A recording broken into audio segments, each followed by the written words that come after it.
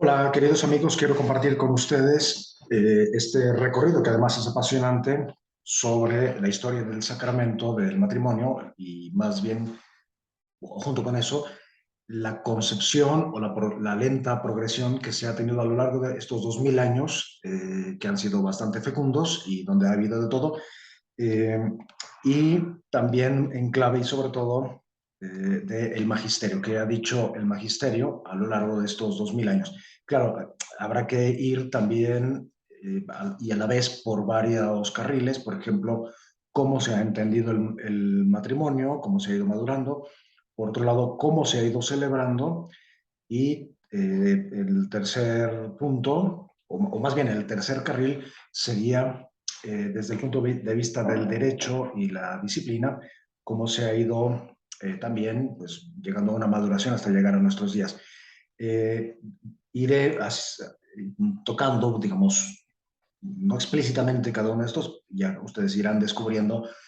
porque trataré de ir sobre un solo carril, pero teniendo en cuenta que pues, no es uno solo, sino tres. Bien, pues dicho esto, esta pequeñísima introducción, vamos para allá, porque pues 2000 años de historia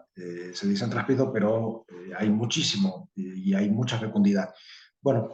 clásicamente ya se ha dividido la historia en estos cuatro puntos para no perdernos antigua, media, moderna y contemporánea.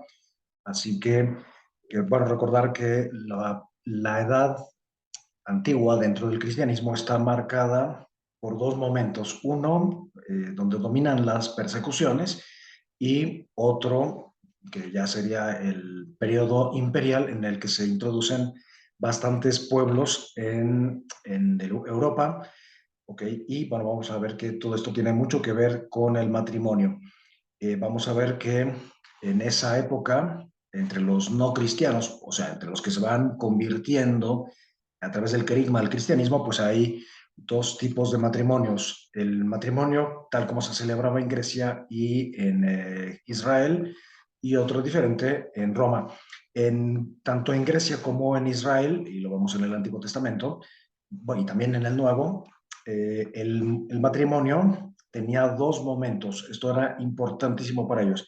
Los desposorios o las nupcias, y un año después se celebraba ya propiamente la boda, de manera que tenían un año para prepararse, para madurar, para preparar la casa.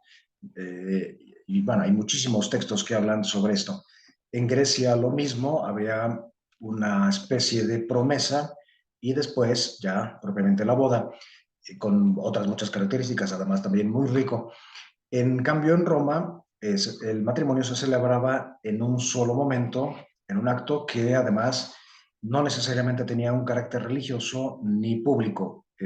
más bien civil. Y bueno, la conformación de la familia en Roma, dado que era muy numerosa, pues de alguna manera, oficialmente no era civil ni público, pero siendo tan grande la familia, obviamente terminaba siendo público civil. Y vamos a descubrir alguna otra cosa en ese matrimonio, porque es el modelo que se va a quedar y que va a vigir más en el cristianismo.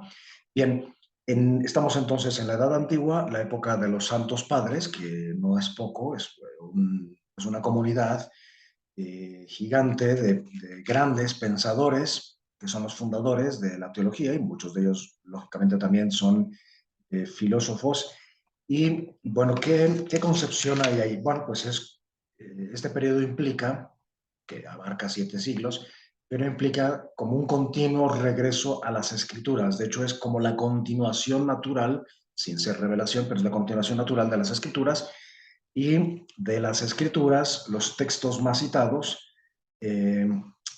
son, bueno, por Génesis, desde luego, la creación, tanto en el primer relato como en el segundo, Génesis 1, Génesis 2, Juan, el capítulo 2, donde claramente las bodas de Caná tienen mucho que ver con el matrimonio, Cristo que se presenta a esa pareja, a ese matrimonio que lo han invitado, por tanto son personas reales, pero Cristo ahí aprovecha y se presenta como el esposo, y de hecho este es el primer signo. Bueno, todas estas afirmaciones que estoy haciendo después habría que esponjarlas en una explicación, El Cantar de los Cantares no podía faltar. Pablo sería el cuarto texto más citado. Bueno, Pablo, pero ¿de qué texto? Efesios 5, del 21 al 33, donde Pablo expone en un espacio muy, muy, muy pequeño todo un panorama que es el misterio. ¿Qué sentido tiene casarse, el matrimonio entre dos bautizados? Bueno, pues que están insertos en el misterio, y el misterio en este caso es el amor de Cristo esposo por su iglesia esposa. Entonces están insertos. Y segundo, que el modelo de amor para los matrimonios es pues justamente Cristo y no los hombres y mucho menos los animales, como a veces oye y se ve hoy. No, es Cristo, y el amor de Cristo ha sido de sometimiento, de abajamiento, de kenosen, que es lo que literalmente dice el, el texto, a los, bueno, otro de los grandes textos del matrimonio, que es un himno cristológico, a los Filipenses, capítulo 2. Bueno, con este espíritu se entiende también que bueno, las escrituras están organizadas como una boda judía, donde no podemos extendernos, pero esa es como la gran presentación, el gran misterio, el evangelio, o sea, la buena noticia que se le da a los matrimonios. Y con esto pues ya recogemos una cosa, y es que en la iglesia,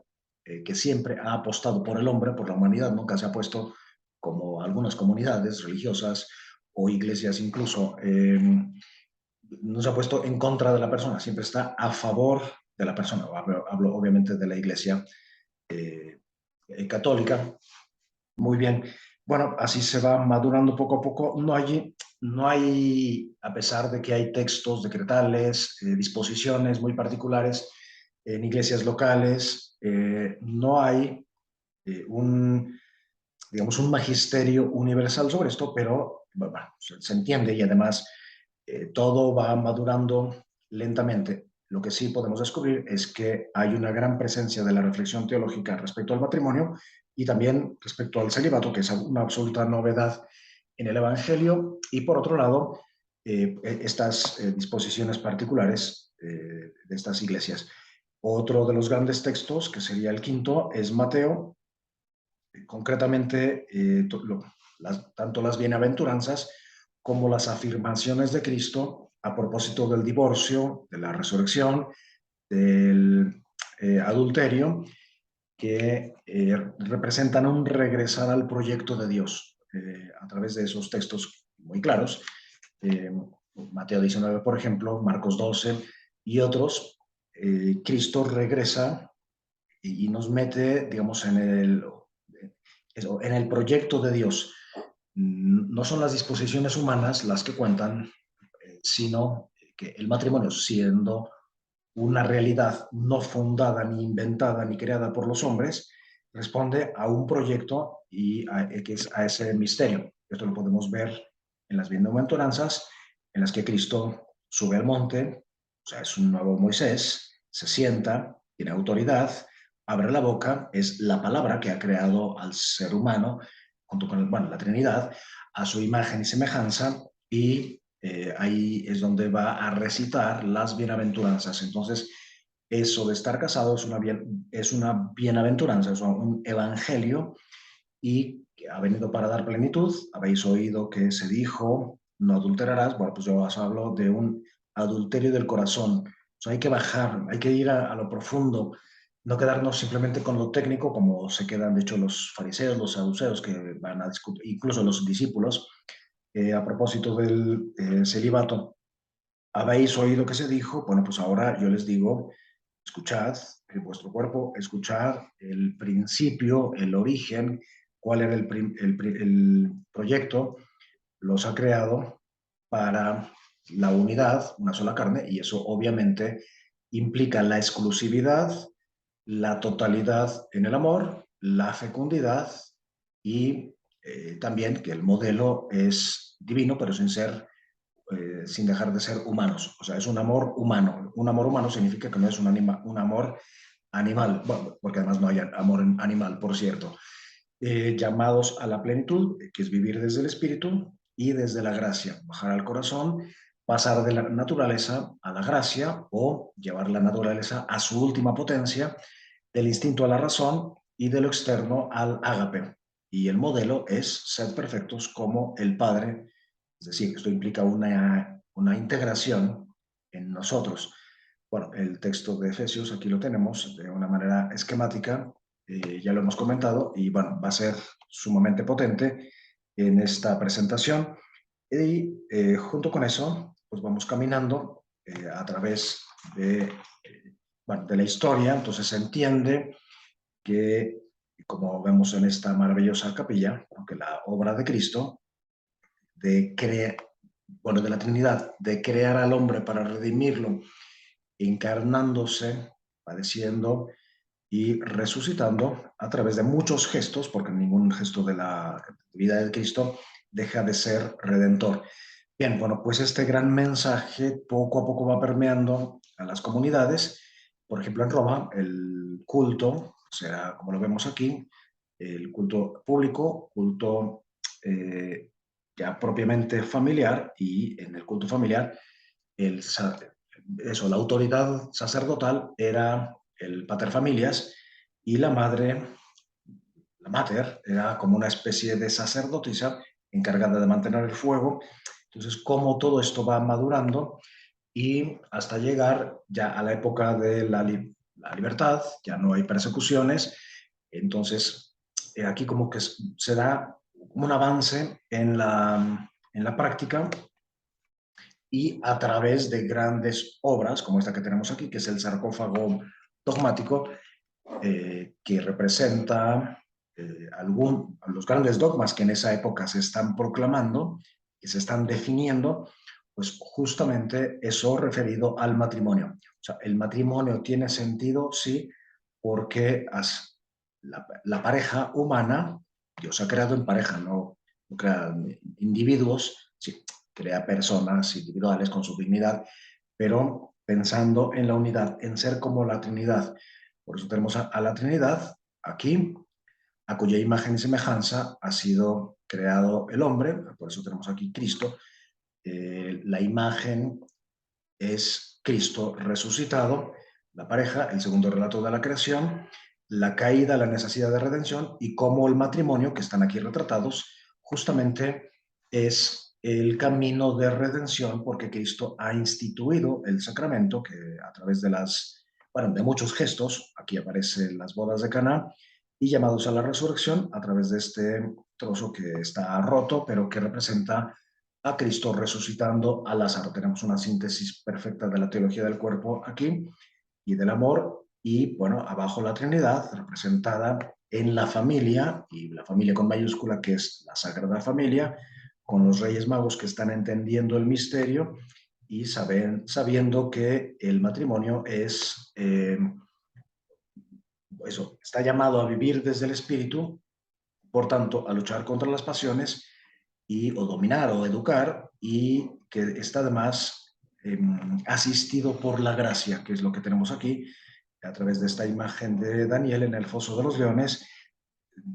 Cristo que nos devuelve, nos da la vista, a los que estamos ciegos de nacimiento en muchas cosas, y aportar, digamos, la gracia, y por otro lado aportar lo que tenemos, que es nuestra colaboración en la redención, representada aquí a través de este niño que está ofreciendo 5 panes y 2 peces, y la vida como camino de conversión, representado aquí en Pedro, que después de haber negado, se convierte, es llevado al martirio, y por tanto se convierte en un testimonio, en un testigo de Cristo. Bien, ya después algunos pueblos van introduciendo algunas tradiciones que se exculturizan, ¿no? Se introducen en la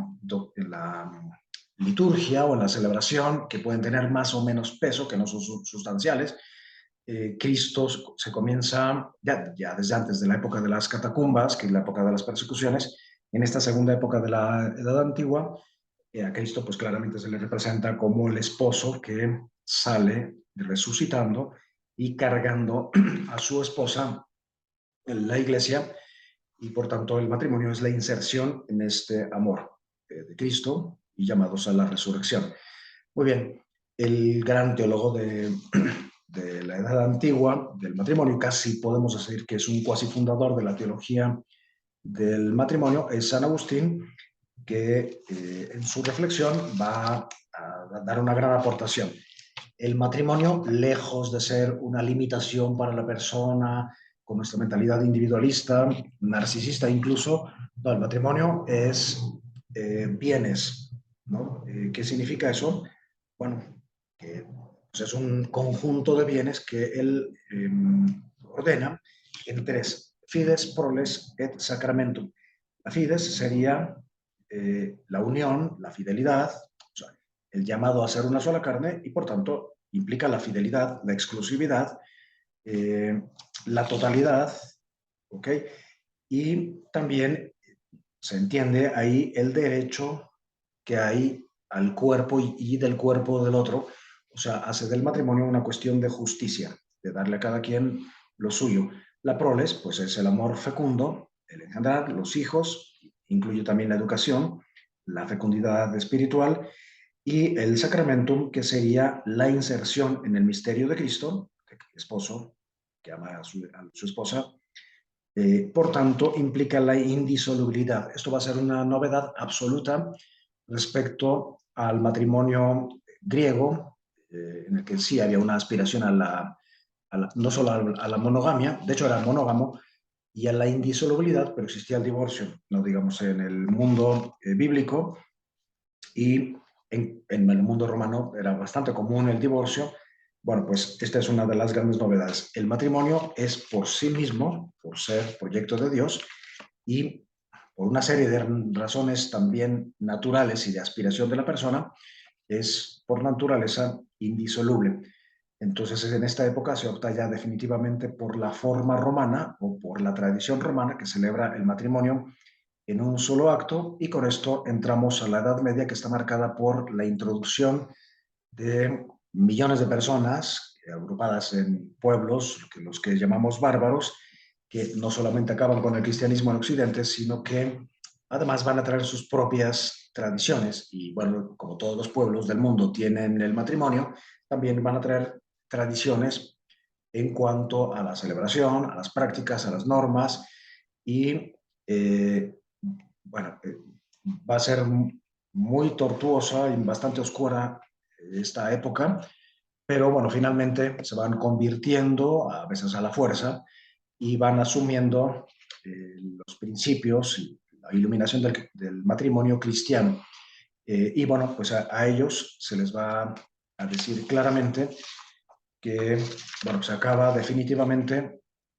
o sea, hay como algunos puntos, se les exige el consenso romano, porque estos pueblos en general le dan mucho más importancia a la consumación dentro del matrimonio, y descuidan mucho la celebración, en parte porque son cuasi nómadas. Eh, También se les exige la renuncia al incesto, que estaba relativamente generalizado, aunque en grados relativamente, o sea, obviamente no dentro de la generación, pero sí en grados bastante bajos. Y se les pide también la libertad. O sea, ¿por qué? Porque el consenso es, o sea, por sentido común y por lógica, implica la libertad y, bueno, una cierta conciencia de lo que están haciendo. En cambio, asume, o sea, incultura la copula carnalis, que entre los germánicos era la condición para reconocer a un matrimonio. Pues es a partir de esta época, o sea, de los siglos del séptimo al noveno, cuando se introduce esta convicción y esta distinción entre matrimonio rato, matrimonio consumato. Matrimonio rato, pues es el que se ha realizado en la boda, y consumado ya propiamente con la cópula carnalis, con la unión sexual, el encuentro amoroso. Y por tanto también se va a hacer la distinción entre el matrimonio disoluble y el indisoluble. El matrimonio rato y consumado será indisoluble por disposición legal. Bueno, y aún así habrá continuamente hasta la fecha una mentalidad, con sus propios argumentos, una mentalidad divorcista, que bueno, tiene algunos argumentos para sostener que el matrimonio es disoluble por la autoridad del Papa, pero bueno, eso es otro un punto muy concreto que habría también que esponjar en una profundización. En la época de oro de la teología y por tanto también de la teología del matrimonio serán los siglos del 12 al 13, en que ya prácticamente, como podemos ver en este maravilloso ábside, que es toda una síntesis de las escrituras, se entiende que Cristo, a través de la cruz, que es el árbol que une a la tierra, bueno, a los hombres con Dios, representado ahí como un esposo que está uniendo a la iglesia eh, consigo mismo en la boda, representada con el padre que está entregando la corona, y muchísimos elementos más. Pues tenemos a los a los evangelistas, no podían faltar las autoridades o el magisterio como tal, representado aquí en Pedro, en Pablo, o al revés más bien, eh, un sucesor de Pedro, que es Clemente, y por otro lado un mártir o un diácono, o sea, prácticamente la jerarquía católica, cristiana, representada aquí, junto con, además de los evangelistas que ya dije, los profetas que iluminan el Antiguo Testamento, o sea, iluminan esta relación esponsal y bueno, las ciudades de Jerusalén y Belén, en las que se realizan los principales acontecimientos. Esta imagen que estamos aquí viendo, que es un ábside hecho de mosaico y que además es un relicario, porque ahí hay varias reliquias dentro, eso representa todo un proyecto y merecería toda una explicación, todo un proyecto redentor del hombre a través del amor en la pareja, en el matrimonio y también en el celibato. Entonces es una época de una gran riqueza en todo esto. Entonces, bueno, en esta época de oro se introduce, junto con los bienes de San Agustín, se introduce otro concepto nuevo, que es para referirse al matrimonio, que son los fines, los medievales, escolásticos, porque es digamos, la escuela o más bien la comunidad filosófica y teológica que domina toda esta parte, toda la Edad Media prácticamente, y que tal es también interesantísima y apasionante, pero siendo tan ordenada, viendo la realidad del cuerpo, la naturaleza, la historia, la Biblia, todo como un libro, el cosmos, eh, que se tiene que abrir, leerlo, interpretar. Bueno, por eso tiene tanta importancia la hermenéutica, el bajar, la sutilidad. Sutilidad significa ir a los pisos de abajo, subtilis, no quedarse siempre en lo superficial, ir al signo. Bueno, entonces se preguntan por los fines que más o menos corresponden a los bienes de San Agustín. ¿Cuáles son los fines? O sea, ¿por qué existe el matrimonio entre los hombres? Bueno, por la procreación y por la relación conyugal o la unión entre los esposos, y eso es un sacramento. Aquí ya se comienza, como vemos, a usar, bueno, o se confirma el uso de la palabra sacramentum, que es la que introduce Agustín, a diferencia de la palabra que se usaba antes, que era mysterium, aunque misterio y sacramento no es lo mismo. Misterio es infinitamente mucho más amplio, y, eh, pero a la vez, y junto con estas maravillas, como siempre,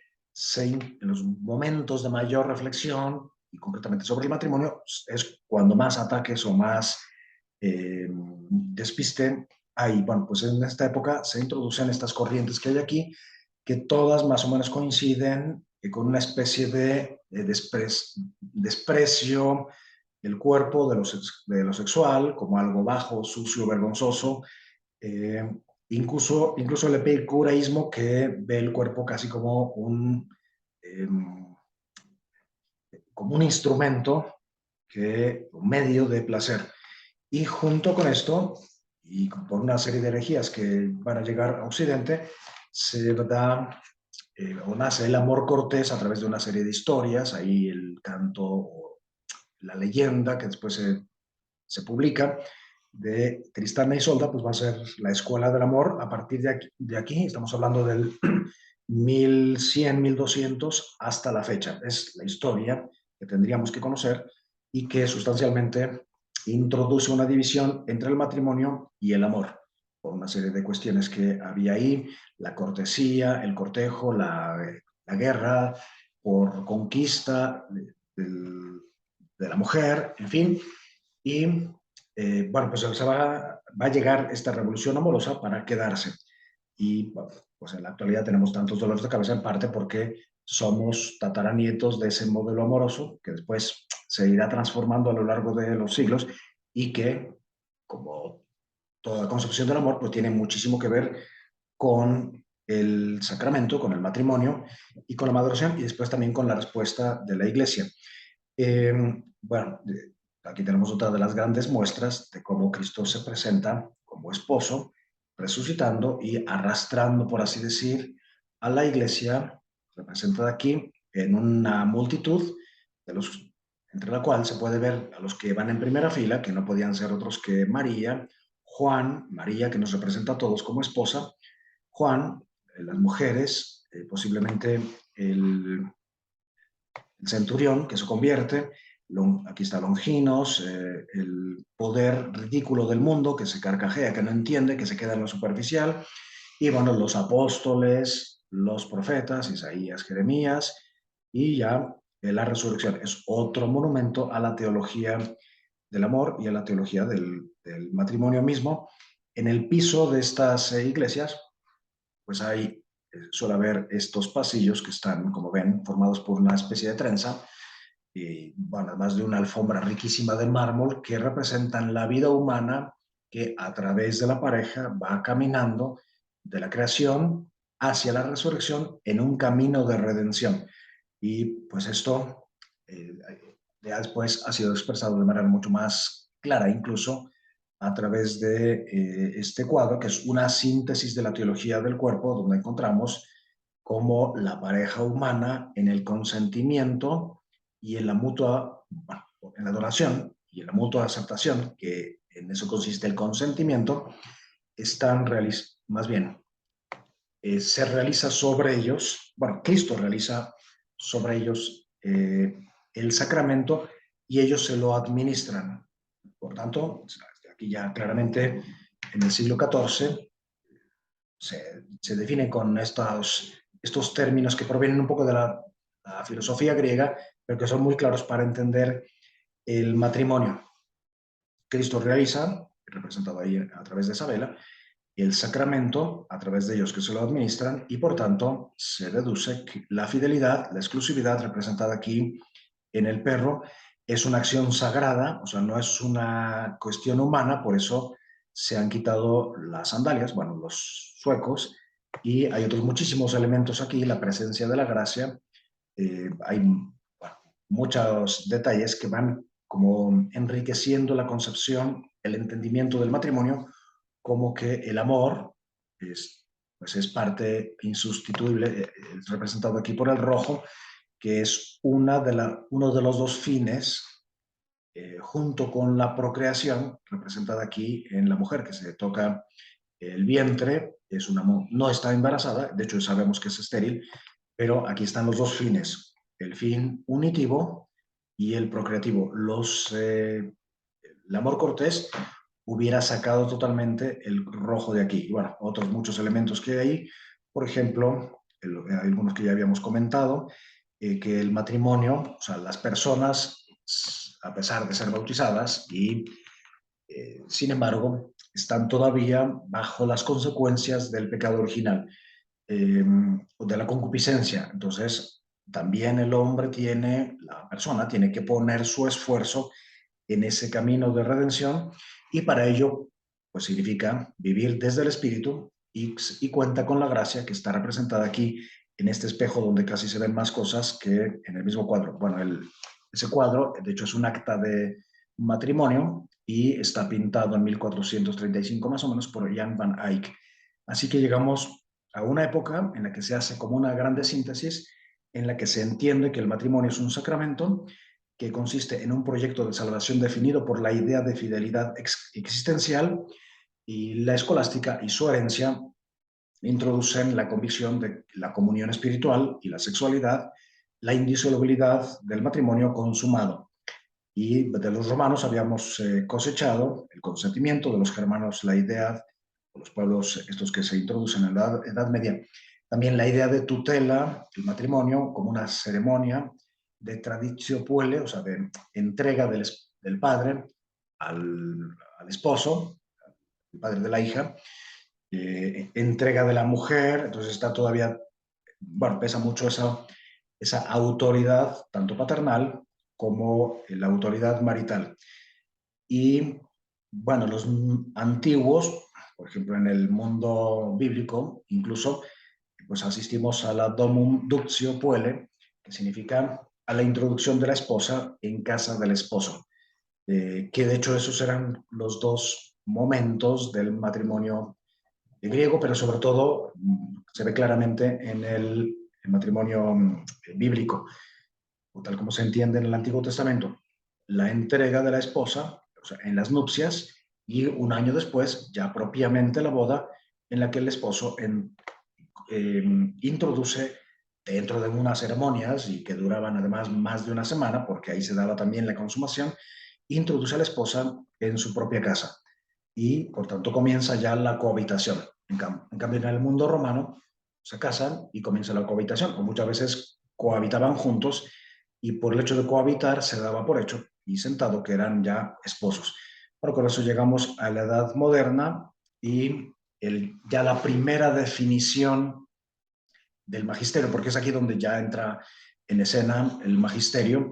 como tal, el magisterio universal o el magisterio pontificio. El primer momento en el que se define el matrimonio como sacramento, o sea, se define lo que ya existe desde siempre y desde la institución de Cristo, no es que se invente ni se cree aquí. Bueno, pues es en la bula de la unión con los armenios, el 22 de noviembre de 1439, en el concilio de Florencia, que digamos, se había tenido antes en Ferrara y antes en Basilea. Ok, y a propósito de la unión con los armenios que ya dije, se aclara, entonces en un contexto de ecumenismo, se aclara que es el séptimo de los sacramentos y símbolo de la unión de Cristo con la iglesia, esposo-esposa, y tal como lo dice el apóstol, que dice, este sacramento, o sea, este misterio, sacramento, es grande. Lo digo en referencia a Cristo y a la iglesia. Este es el texto, digamos, la ventanita que nos abre a todo el misterio y a todo lo que las escrituras nos dicen. Justo como había pasado en el siglo XII y XIII, pues ahora aquí aparecen algunas personas que niegan rotundamente que el matrimonio sea un sacramento, y más bien a partir de algunos pensadores como Occam y otros, eh, se va a entender el matrimonio como una realidad natural, una realidad mundana que poco o nada tiene que ver con la sacramentalidad. Y bueno, esos personajes son Calvino, Lutero, ya después Enrique VIII, que es un rey, que no es un teólogo, pero aunque sí es un gran humanista, va a escribir un tratado en defensa del matrimonio, aunque ya después, justo por cuestiones matrimoniales, va a crear su propia iglesia personal, o su iglesia nacional. Bueno, es la época en la que tarde, pero se da el concilio más importante de la historia de la iglesia, que es Trento, donde de manera potente y clarísima ya se hacen una serie de definiciones que tienen que ver con el matrimonio. Y bueno, las vamos a ir descubriendo simplemente mencionándolas, porque además pongo ahí el texto, así es que no hay mucho que comentar. Entonces, el matrimonio es una, es una realidad sobrenatural en un proyecto de Dios que además proclamó el primer ser humano, bueno, la primera pareja humana, cuando dice, esta sí que es carne de mi carne y hueso de mis huesos. Cristo es, o nos nos ilumina el camino de regreso al proyecto originario, porque continuamente en la historia nos vamos extraviando, y aquí hace una referencia a los herejes que niegan el sacramento, y a estos apóstatas. Dice, bueno, pues no, hay que regresar al origen, que es lo que nos invita Cristo en Mateo 19:6, Mateo 19:6, Marcos, que Cristo es el instituidor y realizador de los venerables sacramentos. Por tanto, este sacramento, como los otros 6, ha sido instituido por Cristo, que, por tanto, este concilio se pone del lado del matrimonio y recuerda que no solamente esto está en las Escrituras, sino que la tradición, los padres, los concilios, y bueno, es una reflexión bastante inteligente, no es nada más rescatar por rescatar, sino que hay una línea clara en toda la tradición de la Iglesia a la que contradicen estos hombres impíos de este siglo. No solo sintieron equivocadamente de este venerable sacramento, sino que introduciendo según su costumbre, con pretexto del Evangelio, o sea, usando la Biblia y abusando de ella, la libertad de la carne y malentendiendo el matrimonio como una cosa simplemente humana. Por tanto, este santo y universal concilio sale al paso, o sea, la Iglesia no puede quedarse callada y tienen que ser exterminadas estas herejías y estos horrores. Así que ahora viene, digamos, la parte de condenación de las afirmaciones y de las propuestas de quienes niegan la sacramentalidad del matrimonio. Y bueno, todo esto está en estos cánones, que ya no hace falta irlos diciendo porque están ahí escritos, que se condena pues quien diga que no es una verdadera y propiamente uno de los 7 sacramentos. Se condena también que la poligamia, que un hombre pueda tener varias mujeres, se condena la consanguinidad o el incesto y afinidad, y se hace inteligentemente se hace una referencia al Levítico y se dice que, bueno, el Levítico no es la única disposición que hay en este sentido, que la Iglesia no pudo establecer impedimentos. Bueno, pues quien niegue eso también debe ser condenado,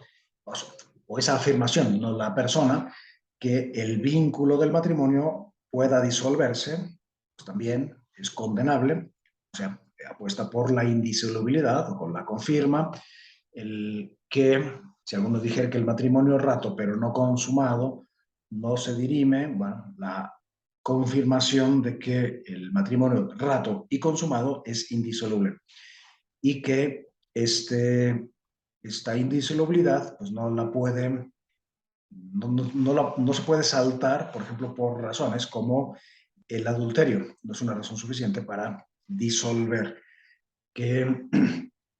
igualmente se condena la afirmación de que no se puede desatar el vínculo por la autoridad, o sea, el vínculo de o un matrimonio rato no consumado. Esto se dice también a propósito de los griegos, que aquí el Concilio Vaticano también tiene una gran área, por así decir, de ecumenismo. Y subraya también la autoridad de la Iglesia. En tal caso, acepta la separación, pero desde luego que no, ni el divorcio ni la disolución de un matrimonio consumado. Y ya después también se refiere a las normas eclesiásticas humanas que se han puesto a los clérigos, porque, bueno, los Lutero y Calvino y compañía aceptan o están a favor de que los curas y los monjes se casen. Bueno, pues dicen, no puede encontrar matrimonio. Igualmente, bueno, sin desarrollar toda una teología de la virginidad y del celibato, habla de ellas como pues, caminos de perfección y por tanto, bueno, que no pueden acceder al matrimonio. Y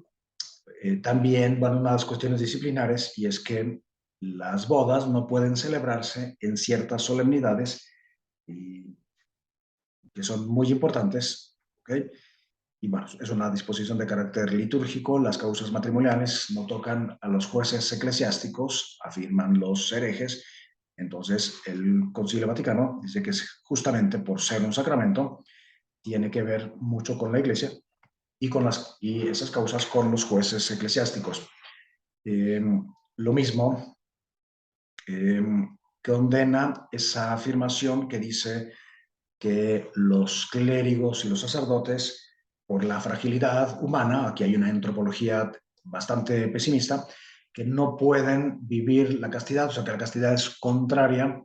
a la naturaleza. Bueno, pues para eso no solamente está la vocación, sino además la gracia y que Dios no puede tentar a nadie por encima de sus fuerzas. Si seguimos caminando, ya con el Concilio Vaticano, de Trento queda todo bastante claro, se introduce un poco por influencia de estos pensamientos que hemos visto antes, se introduce el regalismo o el absolutismo, de manera que los estados, a través de los reyes, quieren apoderarse de todas las decisiones y, por tanto, por lógica, también de todas las disposiciones que tienen que ver con el matrimonio, la legislación, y prácticamente usurpan el papel de la Iglesia y literalmente en muchos casos se roban,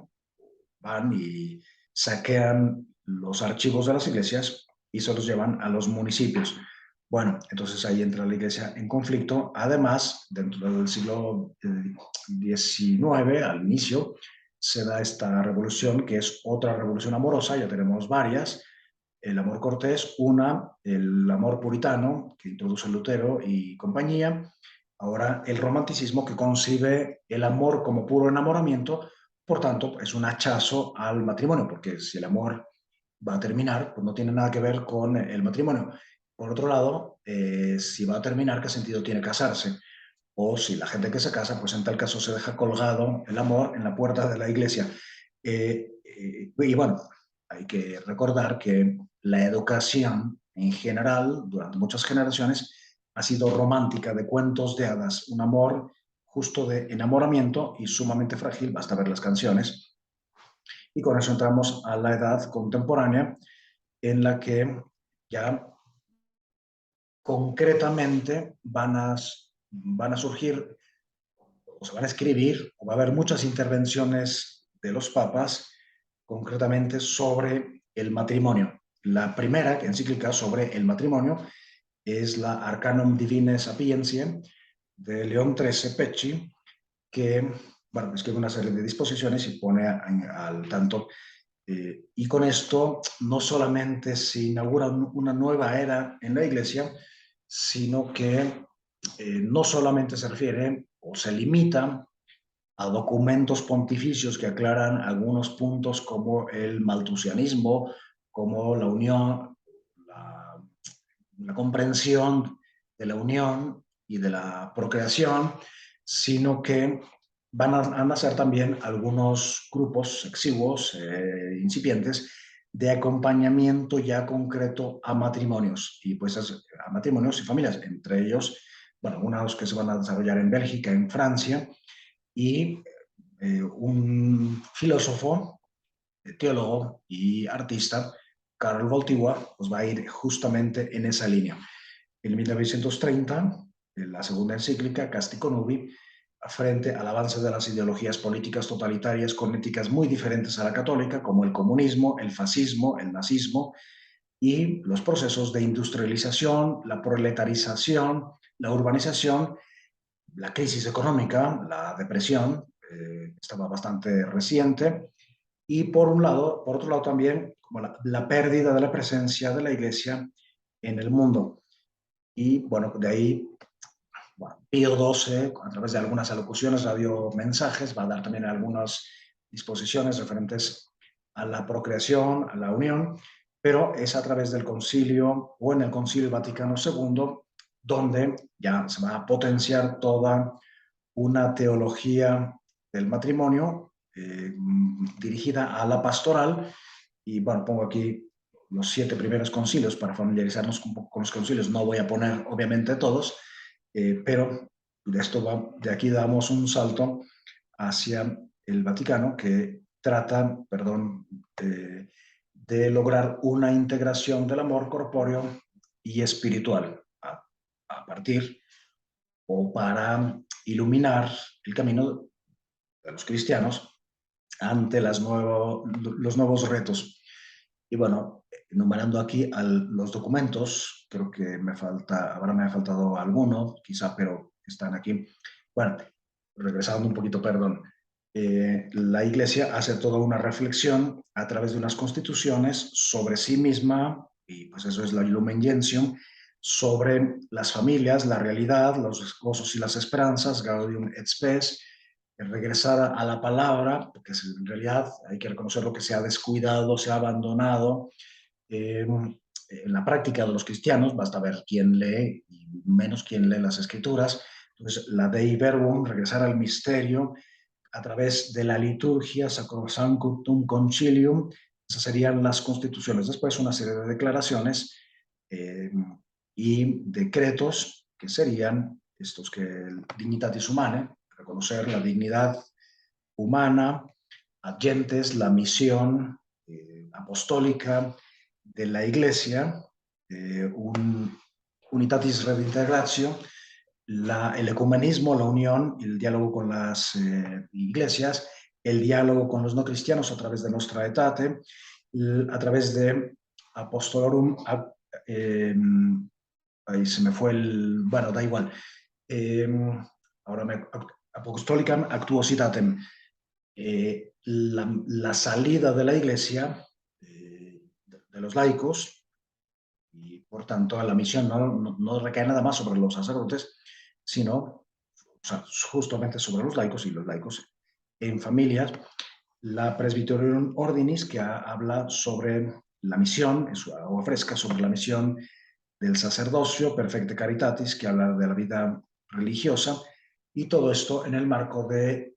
redescubrir el misterio, lograr la comunión y salir en misión. Y del Concilio Vaticano II van a surgir después los sínodos, al final de los cuales siempre hay una constitución apostólica, donde tenemos aquí Evangelii Nuntiandi, por ejemplo, Christi Fidelis Laici, que se refieren al apostolado, al protagonismo que deben tener los laicos, porque son los que forman la iglesia, las familias, y algunos que tienen que ver con justamente la familia, un tratado de la familia, Familiaris Consortio, donde el peso de Juan Pablo II, Voltigua, se ve muy fuerte, y un arco que va hasta Amoris Laetitia, que pues afronta ya los problemas que se han ido presentando después, igual que la Verbum Dei y otros documentos. Así que, pues bueno, el Concilio Vaticano no entra, no cae en las modas ideológicas como el individualismo por un lado o el colectivismo por otro lado, sino que es una apuesta verdaderamente por la persona, sabiendo que somos relacionales, creados para amar, imagen y similitud, o sea, imagen y semejanza, hechos para amar y teniendo la vida para irnos asemejando en ese amor trinitario a través del amor. Y pues ahí se reinicia, bueno, se inicia de hecho ya una potente pastoral familiar. El segundo, bueno, perdón,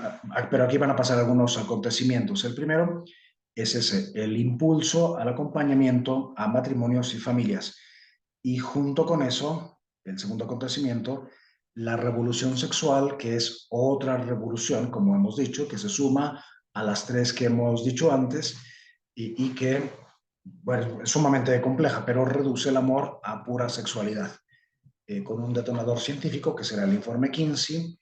que presenta un paradigma, y es que la sexualidad es un fin, es un juguete, no requiere de ningún orden, y pues esto bueno, es otra visión respecto a la sexualidad frente a la visión que hay en la revelación judeocristiana de que la sexualidad es una estructura maravillosa del ser humano que tiene, o sea, que está llamada al amor, que no es fin en sí misma, ni para el individualismo, ni para el autoerotismo, y ni para usar al otro para los propios fines, para dejarse llevar por todos los antojos, deseos. No, que tiene un sentido y es proyectar la vida con alguien en un camino de redención con el modelo de Cristo como modelo para los esposos. No, aquí se introduce otro paradigma y que además va a ser no solamente puesto en práctica, sino que va a ser impuesto también a través de la educación, de manera que muchas veces la educación sexual, lo vemos claramente, más que educación al amor, muchas veces se reduce a pornografía. Y pues aquí se introduce una triple desconexión, ya desde también con el uso de la píldora, entre estas realidades que están llamadas a estar integradas: amor, sexualidad, matrimonio y procreación. De manera que se introduce una gran desorientación. Los mismos, bueno, en las universidades se enseña la revolución sexual, en los mismos seminarios. Entonces eso pues, va a constituir un frenazo para la pastoral hacia las familias. Y bueno, pero es el momento justo también donde va a aparecer uno de los documentos más importantes para el matrimonio, donde aclara la relación que hay entre estas realidades, que es la Humanae Vitae, el documento posiblemente, bueno, seguramente el más controvertido de toda la historia de la Iglesia y más bien atacado, odiado, y, y con eso pues se frena, se desinfla el acompañamiento a los matrimonios, porque los mismos pastores pues caen en esa desorientación, muchos de ellos, y pocos tienen claramente, o claro, ¿no? Perdón, que regrese, esta armonía que debe haber entre lo conyugal y la procreación y la apertura a la vida. De hecho, va a ser una encíclica profética que va a denunciar, y se va a quedar corta, los abusos y las injusticias, las depresiones, los insentidos, las amargas consecuencias, en definitiva, que vienen de manera lógica cuando se desordena y cuando cada quien ve nada más para sí y no piensa en el otro. Y bueno, por tanto se desmorona ese acompañamiento, y con estas consecuencias amargas que ya dije. Por tanto, que ya las pueden ahí leer, eh, tiene que ver con la banalidad del mal, la cultura de la muerte, y bueno, pues junto con Familiares Consorcio, con este Papa que va a venir después de manera potente, con esta apuesta por la familia, a través de muchos gestos. Por ejemplo, las 129 catequesis sobre el amor humano, pues justamente son una teología de la familia, teología del amor, la Carta a los Jóvenes, el Sínodo de la Familia, la fundación del Instituto Juan Pablo II, la Labor Exercens, que es digamos, del área de doctrina social cristiana, pero tiene mucho que ver con, con la familia, obviamente, la familia como la segunda placenta y célula de la sociedad, sus sacrificios por las familias, y en la guerra contra la Iglesia y contra las familias, pues la Iglesia se pone en el bando de la familia, y será escrita o firmada ese día que puse ahí. Familiares Consorcio, eso, es una aliada con estas propiedades que ya les pongo aquí y que habría que desarrollar ya en otro momento, donde desarrollan, bueno, estas ideas, donde aclaran cuál es el sentido de la familia, cuál es el proyecto que hay sobre ella, eh, y por tanto también cuál es la respuesta humana, un reordenamiento, una moral, una ética, frente a la otra propuesta, que es pues, el sinsentido, el amor líquido, la incomunicación, el quedarse simplemente en lo zoológico, en una pornovisión, en un uso del otro, los modelos del Internet, tomar a los famosos como modelo del amor, y con todos sus desastres, y verdaderamente por apostar por ver aquello que es verdaderamente humano, que es una apuesta por lo mayor, por lo más profundo, lo eterno, lo que verdaderamente dura, la lógica del don, vivir desde el espíritu y desde la gracia. Y con esto llegamos al final, ya no voy a desarrollar. Y bueno, todo esto podría sintetizarse en una teología del amor, o del cuerpo y del amor,